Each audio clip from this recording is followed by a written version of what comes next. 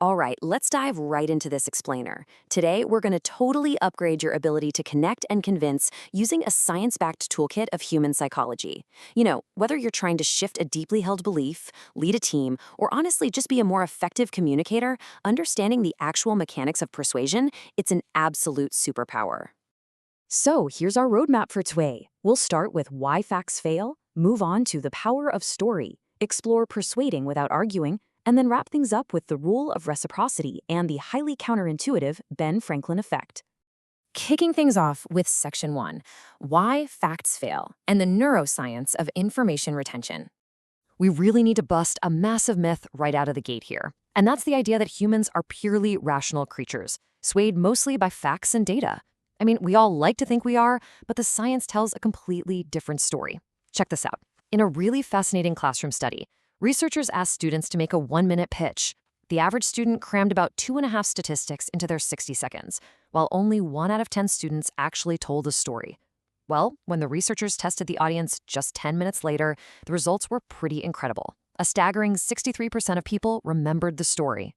But the statistics? Only a measly 5% retained even a single statistic. This brilliantly illustrates the contrast we're dealing with. Our brains simply aren't hardwired to retain logic for very long, but they are absolutely perfectly wired to go on an emotional journey. Think about it. When you just throw raw data at someone, it might stimulate them intellectually for a split second, but it just doesn't stick. A story, on the other hand, connects events with a beginning, a middle, and an end. It makes the listener actually feel something. And it's that feeling that ultimately translates into persuasion and action. Which brings us to Section 2, the power of story and building your signature story. This is a tool so profoundly powerful, it can literally save lives. Take the incredible case of a massive bone marrow drive for a man named Samir. Samir was a Stanford grad who was suddenly diagnosed with leukemia, and his odds of finding a bone marrow match were a daunting 1 in 20,000. His friend Robert needed to get 20,000 South Asians into the registry in just weeks to save his life. Now, Robert had a choice, right? He could blast out those dire statistical odds, or he could tell Samir's deeply personal story. Well, he chose the story, having Samir blog the highs and the terrifying lows of his journey. And by sharing Samir's humanity instead of just cold numbers, organizers registered over 24,000 people in just 11 weeks. Tragically, Samir did pass away, but his story lived on. Out of those who registered specifically for him, a direct match was found for 266 other patients. That is 266 people who don't just have the gift of hope, they have the gift of time. So what's the secret sauce? The crucial takeaway here is that an effective signature story needs 4 specific characteristics to successfully move people to action. First up, a goal. You need to know exactly where you're taking your audience. Second, a hook, to grab their attention. Like, why should they listen to you right now? Third, engage them with a protagonist facing real conflict. There has to be an emotional arc there. And fourth, enable action. Robert made it incredibly easy for people to download templates and run their own bone marrow drives.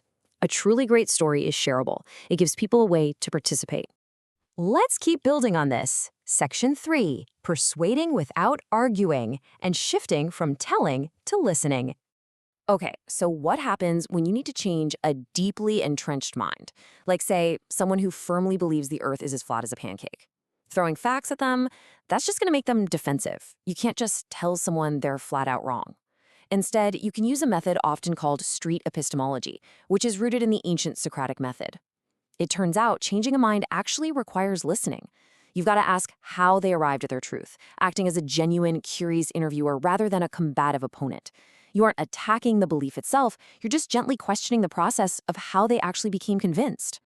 A highly tactical approach here is swapping the word but for the word and. Here's how it works. You agree with their position first to lower their guard, and then you introduce a contradiction. For example, yes, there's some evidence that looks like the Earth is flat, and there's far more equally convincing evidence that it's a sphere. When you use and, you're forcing their brain to naturally process the unexpected contradiction. And honestly, that is exactly how human minds organically form new beliefs. Moving right along to Section 4, the rule of reciprocity and the psychology of favors. Diving into behavioral psychology, specifically the fascinating work of Robert Cialdini, we find the rule of reciprocity. This is a deeply ingrained human trait found across literally all cultures. Essentially, if I give you something, you automatically feel socially obligated to return the favor. The standard approach in compliance and sales is to offer a small gift up front to trigger this exact obligation. Or they use what's called the door-in-the-face technique. That's where someone asks you for a massive, completely unreasonable favor first. When you naturally say no, they scale it down to a smaller favor.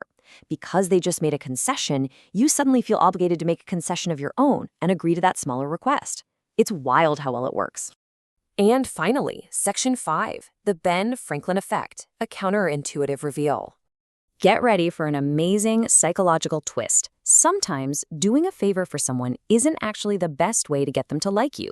In fact, if you really want someone to like you, you should do the exact opposite. This is known as the Benjamin Franklin Effect. Back in the 18th century Pennsylvania legislature, Franklin was dealing with a really bitter political rival. But instead of trying to win the guy over by doing him a favor, Franklin sent a note asking to borrow a very scarce and curious book from the rival's personal library. The man sent it, Franklin returned it a week later with a nice thank you note, and the next time they met, the rivals spoke to him with great civility. They literally became lifelong friends over this. And this isn't just some old historical anecdote, it's heavily backed by science. A brilliant 1969 experiment mapped out this effect perfectly. Here's what happened. Students won money in a question and answer competition.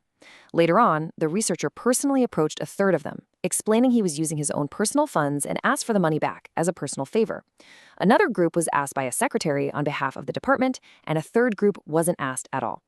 Counterintuitively, the students who were directly asked for a personal favor by the researcher ended up rating him the highest. They liked him the most. So why does this happen? Well, it all comes down to cognitive dissonance. Your brain absolutely hates tension between its actions and its thoughts. If you do a favor for someone you don't particularly care for, your brain experiences dissonance. To resolve that uncomfortable tension, your brain just rationalizes the action by shifting your attitude. It basically tells itself, well, I wouldn't be going out of my way to do a favor for this person unless I actually liked them, right? By simply asking for a favor, you trigger the other person's brain to convince itself that they like you.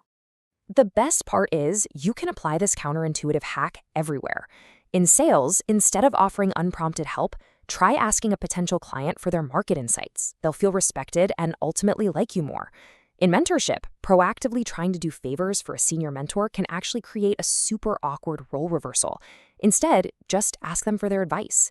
Believe it or not, it even applies to dog training.